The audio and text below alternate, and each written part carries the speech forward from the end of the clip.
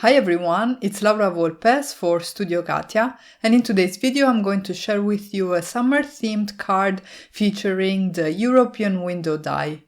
I started by die cutting some white cardstock using the Darling Ribbon and Frames dies and the Dotted Patterns set 3 dies. This will be the front and base panels for my card. I set aside the base rectangle, which measures 4¼ by 5½ inches, and then I used the European window die to die cut a window out of the front panel. This die actually cuts a vertical window, but for this card today I just turned it around because I wanted something that would be wider than it is taller, and it worked out perfectly. I removed the rectangles in the middle of the frame, and then I used the Skyline Borders dies to die cut my waves as well as the sky out of some watercolor cardstock. This is actually a cloud border die, but if you turn it upside down it works perfectly for ocean waves too. I added some color to this die cut using distress inks in Peacock Feathers, Cracked Pistachio and Mermaid Lagoon, and then to add a few droplets I spritzed the panel with some water and then I dried off the excess with a microfiber cloth.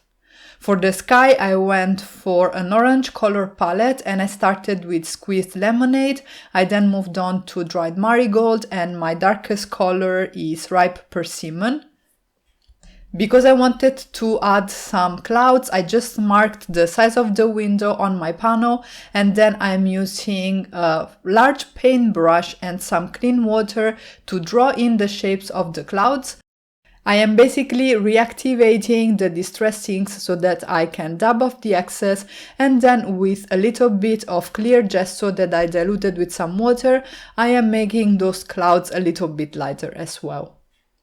For my window frame, I use the technique that I really love whenever I want to create some sort of a wood grain pattern. I'm basically swiping my mini distress ink cube in the color Weather Wood across the panel to create this sort of stripy pattern, which I think looks super cool.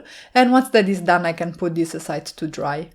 I wanted to create a window sill, so I am using this die here from the Darling Ribbon and Frames dies, and I'm using the partial die cutting technique in order to extend this a little bit further, because I wanted it to be wider than the base of my window.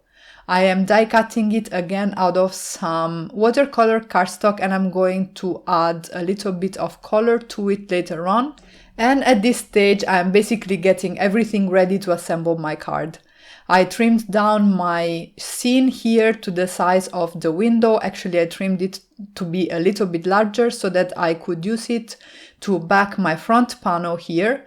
I'm using a tape runner, but of course you can use any adhesive you like.